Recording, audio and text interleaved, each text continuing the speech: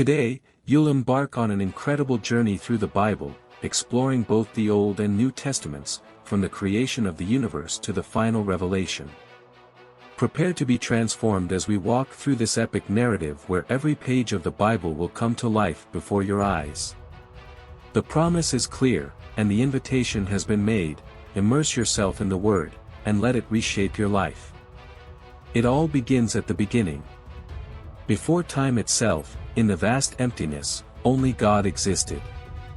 He had no beginning, no origin, he simply was. He is the source of all things. Then, with a powerful voice, he said, "Let there be light." Instantly, a blinding explosion of light pierced through the void, filling the universe with brilliance. The heavens expanded, and the earth emerged, covered by vast oceans and barren landscapes. God looked at his creation, and in the silence, decided on the next step: let us make man in our image. From the dust of the ground, he formed a being, someone like him. He called him Adam, and Adam opened his eyes to discover a world fresh from the hands of its creator. But something was missing. God saw the loneliness in Adam's gaze and, with a firm resolve, declared, "It is not good for man to be alone." While Adam slept, God took one of his ribs and fashioned a companion for him, Eve. When Adam awoke and saw her, he was amazed. "Bone of my bones," he exclaimed, unable to look away. Eve gazed back at him with wonder, and together, they experienced the beauty of the world around them. But not everything in Eden was peaceful. In the shadows, a cunning figure watched. The serpent, with a sly smile, approached Eve. "Did God really say you cannot eat from any tree in the garden?" he whispered, sowing seeds of doubt.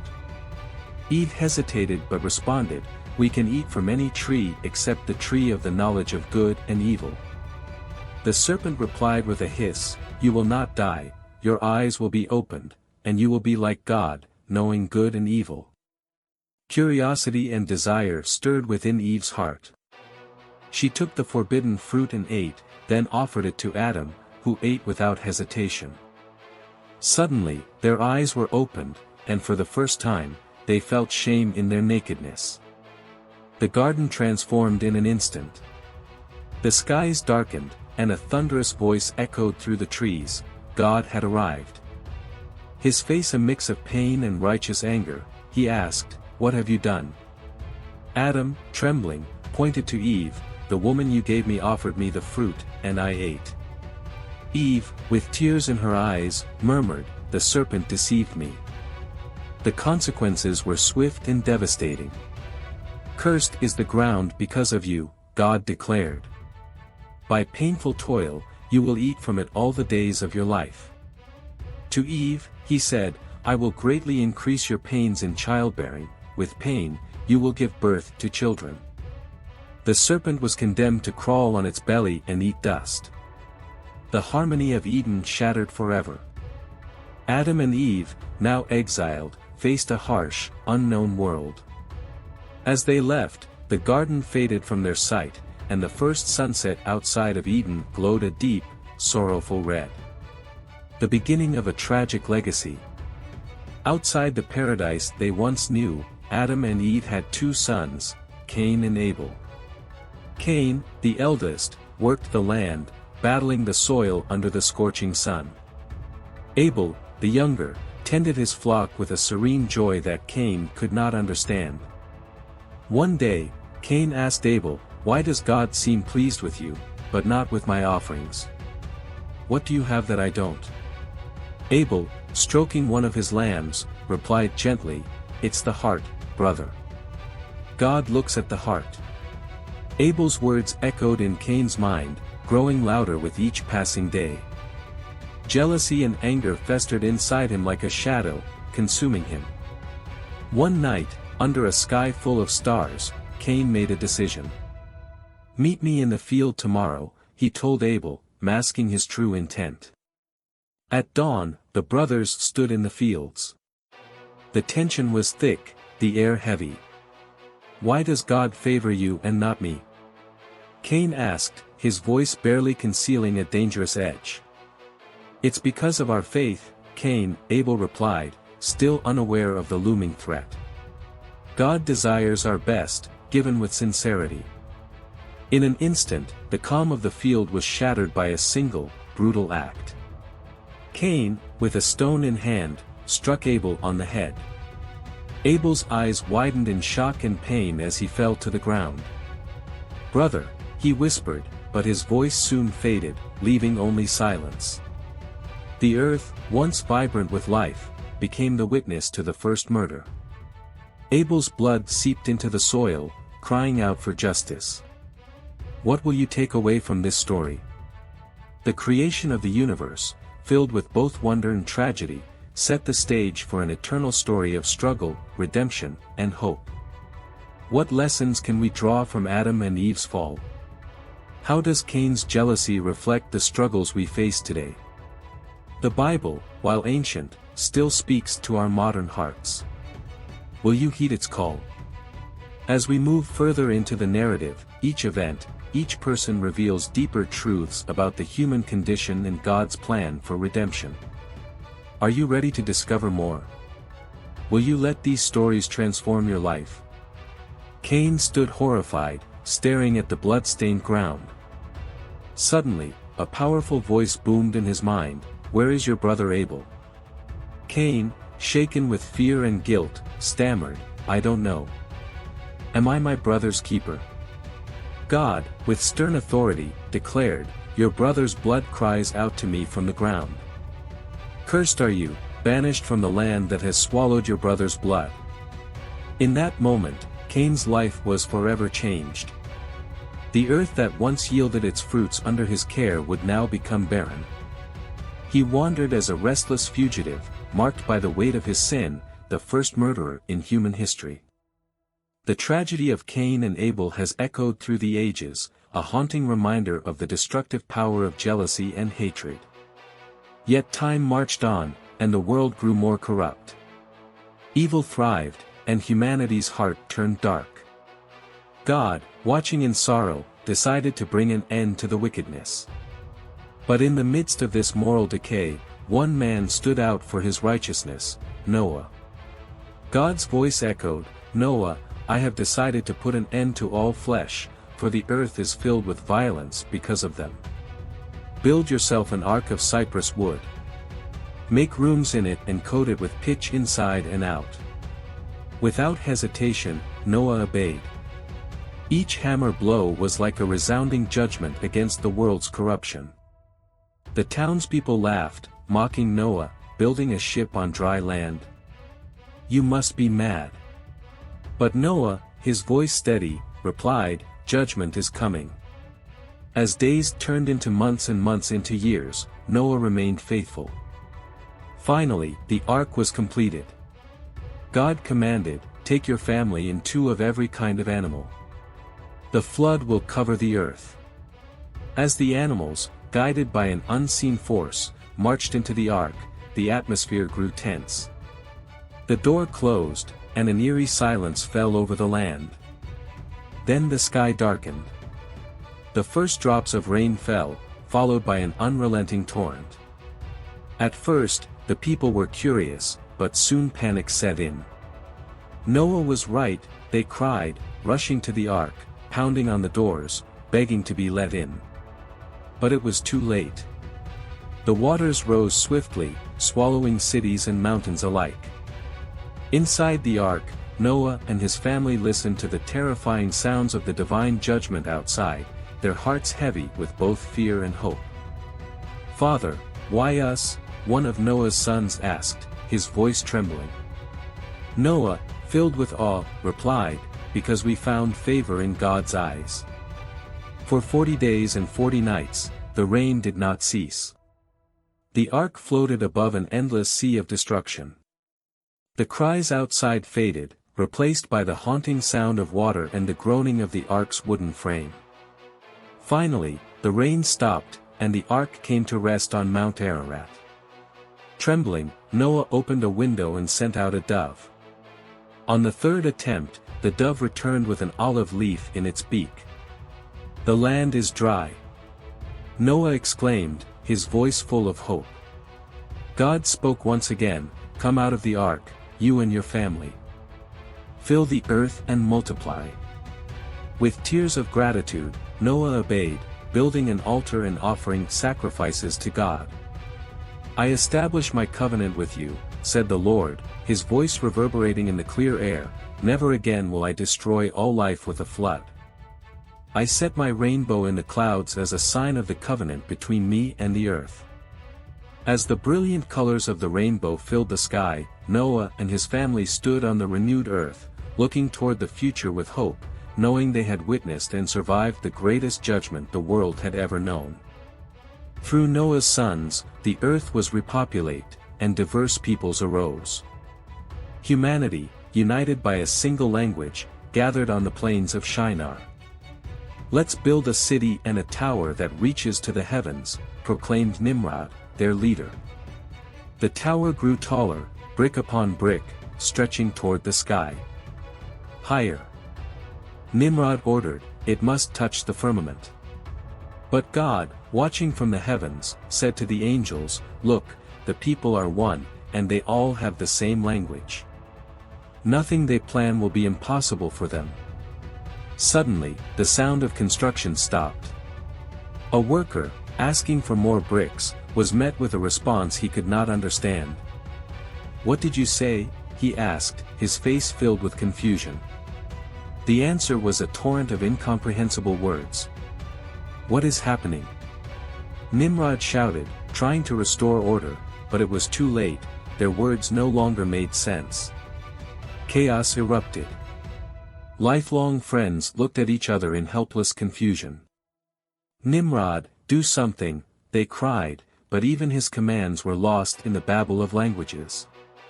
"God has punished us," an elder exclaimed, his voice quivering with reverent fear. "We must disperse." And so, the great tower was abandoned, left as a monument to human pride and divine judgment. Families, now divided by language, scattered across the earth. Nimrod stood at the tower's base, watching his dream crumble. "This cannot be," he muttered, but deep down, he knew he had been defeated by a power far greater than his own. God observed the scattering, his voice solemn, "So it shall be. Humanity will spread across the earth, but they will remember the cost of their arrogance." The tower became ruins, a reminder of the day God confused the languages and scattered mankind across the globe. In time, God chose one family to be the instrument through which the promised Messiah would come. One night, under a sky full of stars, a celestial voice broke into the life of Abraham, saying, "Leave your homeland and your father's house and go to the land I will show you." Though the voice was inaudible to human ears, it was clearer and more powerful than the roar of any storm. "I will make you a great nation. I will bless those who bless you and curse those who curse you, and through you, all the nations of the earth will be blessed." Abraham's heart raced. Without hesitation, he responded, "Here I am, Lord. I will do your will." The next morning, he shared the revelation with his wife, Sarai. "We are leaving," he said firmly. "Where to?" Sarai asked, startled. "I don't know," Abraham replied, his eyes full of determination. "The Lord will guide us." And so, Abraham, Sarai, their nephew Lot, and all their possessions set off on a journey into the unknown. One night, as they camped beneath the starry sky, God's voice spoke again, "To your descendants, I will give this land." As Abraham gazed at the vast lands of Canaan, he felt the weight of the divine promise. The journey was not without trials. From the green plains of Canaan to the mystic kingdoms of Egypt, Abraham faced challenges but also received constant reassurance of God's promise, "Look at the heavens and count the stars, if you can. So shall your descendants be." Years passed, and still, the promise of a child remained unfulfilled. Sarai, desperate and weary, gave her servant Hagar to Abraham. From this union, Ishmael was born, destined to become the father of a great nation, the Arab people, Israel's historical rivals. But God had not forgotten his promise. Finally, in her old age, Sarai gave birth to Isaac. Laughter filled the home. "God has made me laugh," Sarah exclaimed. "All who hear will laugh with me." The call of Abraham marked the beginning of a great nation. The promise extended not only to him but to his descendants, a lineage that would include kings, prophets, and ultimately, the Savior of the world. Isaac grew up and married Rebekah, with whom he had twins, Esau and Jacob. Esau became the father of the Edomites, while Jacob fathered the Israelites. Jacob had 12 sons, and his second youngest, Joseph, carried the family's blessing. This blessing, however, stirred envy among his brothers, who sold Joseph into slavery in Egypt. But God's favor remained with Joseph, and he rose from being a slave to becoming Pharaoh's right-hand man. When famine struck the land, his brothers came to Egypt in search of food, unaware that the powerful governor they faced was the brother they had betrayed. "I am Joseph," he finally revealed, tears streaming down his face. "The one you sold into Egypt. But do not fear, for God used this to save many lives." Joseph, later renamed Israel, showed incredible mercy when he forgave his brothers and brought his entire family to Egypt. They settled in the land of Goshen, the most fertile area of the region. At that time, the nation of Israel was small, consisting of only 70 people.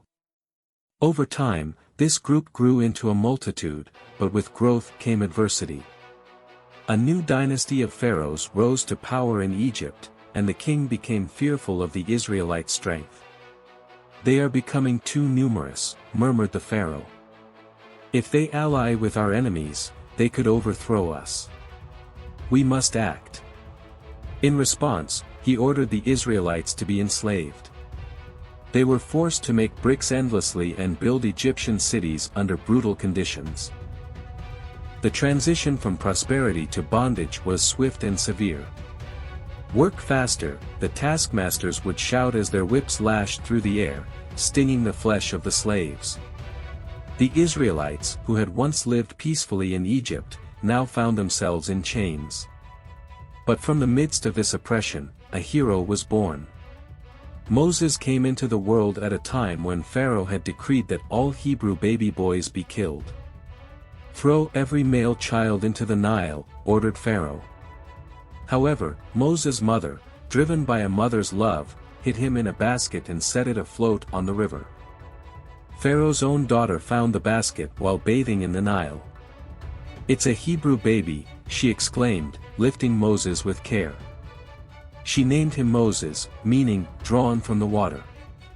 Though Moses was raised in the luxury of Pharaoh's palace, he never forgot his Hebrew roots. One day, witnessing an Egyptian beating a Hebrew slave, rage overtook him. In a moment of fury, Moses killed the Egyptian and fled into the desert, fearing for his life.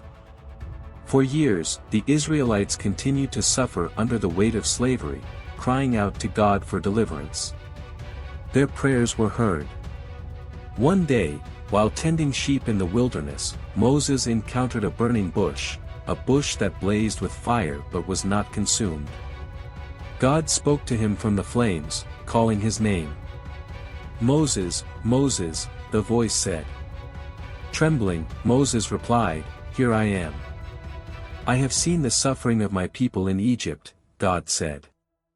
"I am sending you to Pharaoh to bring my people out of Egypt." "Who am I to confront Pharaoh?" Moses asked, his voice full of doubt. "I will be with you," God assured him. "And you will lead my people to a land flowing with milk and honey." Obeying God's command, Moses returned to Egypt.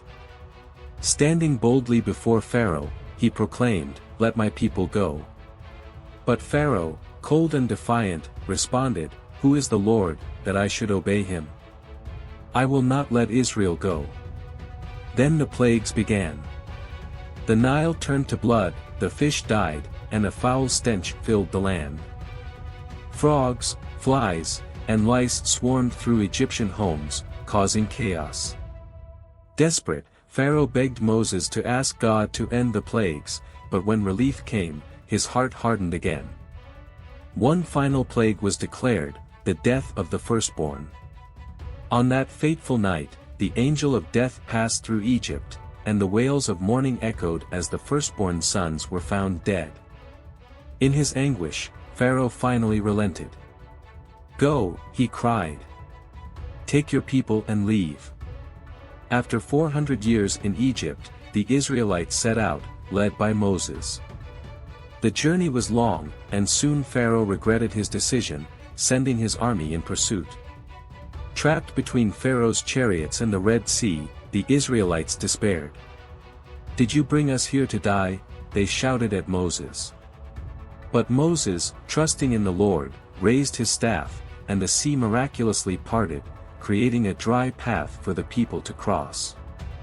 As the Egyptian army gave chase, Moses stretched out his hand once more, and the waters crashed down, drowning Pharaoh's forces. The Israelites, now free, celebrated with songs of triumph. But their journey was far from over. As they wandered through the desert, hunger and thirst became their constant companions. "Why did you bring us out of Egypt to die in the wilderness?" they grumbled. Yet, God provided for them, bringing water from a rock and covering the ground with manna, bread from heaven. At Mount Sinai, God gave Moses the 10 Commandments, setting the law for his people. "I am the Lord your God," he declared. "You shall have no other gods before me." Trembling, the people accepted this covenant, but their loyalty was fleeting. While Moses was on the mountain, the Israelites crafted a golden calf, declaring, "These are your gods, O Israel." God's anger burned, but Moses interceded on their behalf, pleading for mercy. God forgave their sin, and the journey continued. Years of wandering in the desert followed, marked by trials and miracles, rebellion and redemption. Finally, the Israelites reached the border of the Promised Land. But Moses, now an old man, knew he would not cross with them. "Be strong and courageous," he urged his people. "Joshua will lead you." After Moses' death, Joshua took charge. Standing before the Jordan River, he commanded the people to prepare to cross. The priests, carrying the Ark of the Covenant, stepped into the river, and once again, the waters parted. The Israelites crossed on dry ground, filled with awe and hope. Their first challenge was the mighty city of Jericho. Its walls seemed impenetrable, but God had a plan. "March around the city once a day for 6 days, God instructed Joshua. "On the 7th day, march around it 7 times, and the walls will fall." As the Israelites obeyed, tension filled the air. On the 7th day, the trumpet sounded, and Joshua shouted, "Shout, for the Lord has given you the city." With a thunderous crash, the walls of Jericho crumbled, and the Israelites stormed in, claiming their first victory in the Promised Land. Victory after victory followed as Joshua led his people in battle. One of the most miraculous events occurred when Joshua prayed for the sun to stand still during a fierce battle, and it did, giving the Israelites time to defeat their enemies completely. Never before had God responded to a human's command in such a way. At last, after years of fighting, the land had rest. As Joshua grew old, he gathered the people once more. "Choose today whom you will serve," he declared, his voice filled with authority and passion. "But as for me and my house, we will serve the Lord." The Israelites responded with one voice, "We will serve the Lord, for He is our God." But what happens after victory? How do we hold on to faith when times of peace come? Can we remember the miracles when challenges arise again? This is where the real test of faith lies. What would you have done if you were there? Would you continue to serve the Lord, or be tempted to turn away? David was a man pursued by King Saul, who, consumed by jealousy and anger, sought his life on multiple occasions. Despite Saul's relentless attempts, David managed to escape each time. Eventually, Saul met his end during a battle against the Philistines. Mortally wounded, he fell on his own sword, sealing his fate. David, the son of Jesse, was then recognized as the rightful king of Israel, uniting the tribes and establishing Jerusalem as his capital. His reign was marked by bravery and justice, but also by human weakness. One day, in a moment of temptation, he saw Bathsheba, the wife of Uriah, and lustfully ordered her to be brought to him. Their affair led to Bathsheba's pregnancy and the eventual murder of her husband. When confronted by the prophet Nathan, David was crushed by guilt, confessing, "I have sinned against the Lord." Yet, despite his failings, God renewed his promise to David, assuring him that his kingdom would endure forever. The return from exile came like a bolt from the blue when Cyrus the Great, king of Persia, unexpectedly conquered Babylon in one historic night. "The Lord has given me all the kingdoms of the earth," declared Cyrus in a remarkable decree. "And he has charged me to build him a temple in Jerusalem. Whoever belongs to his people, let them go up and rebuild the house of the Lord." This proclamation quickly spread among the exiles, sparking a movement that would change history. Zerubbabel, a descendant of King David, rose as a leader. "The Lord has opened a door," he proclaimed with conviction. "Let's return and rebuild the temple." The Jewish people, filled with hope, embarked on the long journey back to Jerusalem. But when they arrived, they found the city in ruins. Despair hung in the air. "Is this the city of our God?" they murmured with tears in their eyes. Yet, Zerubbabel refused to be discouraged. He inspired the people, saying, "Let us begin with the altar. We must worship the Lord first." And so, with great zeal, they set to work. But no sooner had they started than their enemies began mocking them. "What are these feeble Jews doing?" they jeered. Nehemiah, filled with resolve, stepped in to organize the people. "With one hand, you will work, and with the other, you will carry your weapons," he commanded. "Our God will fight for us." In just 52 days, the walls were completed, a miraculous feat. The victory was celebrated with a solemn dedication ceremony, and the nation renewed its covenant with God in tears of joy. But how long could this joy last? The echo of the prophets soon faded, and Israel fell into a deep silence. The once vibrant voice of God seemed distant. Israel entered what is known as the intertestamental period, a time of foreign domination and internal struggles. Alexander the Great, with his unstoppable army, swept across the known world, including Judea. Greek culture took hold, but little did they know that Alexander's empire would shatter after his death. Judea was caught between the Ptolemies in Egypt and the Seleucids in Syria, becoming a battleground for power. At first, the Ptolemaic rule was tolerable, but the Seleucid oppression grew unbearable, as they sought to eradicate the Jewish faith. "Ban their rituals," ordered the king. "Erect an altar to Zeus in their temple." This blasphemy enraged the Jews. "This is an abomination," they shouted. In the small town of Modian, an elderly priest named Mattathias rose in defiance. "Whoever is faithful to the Lord, follow me," he cried,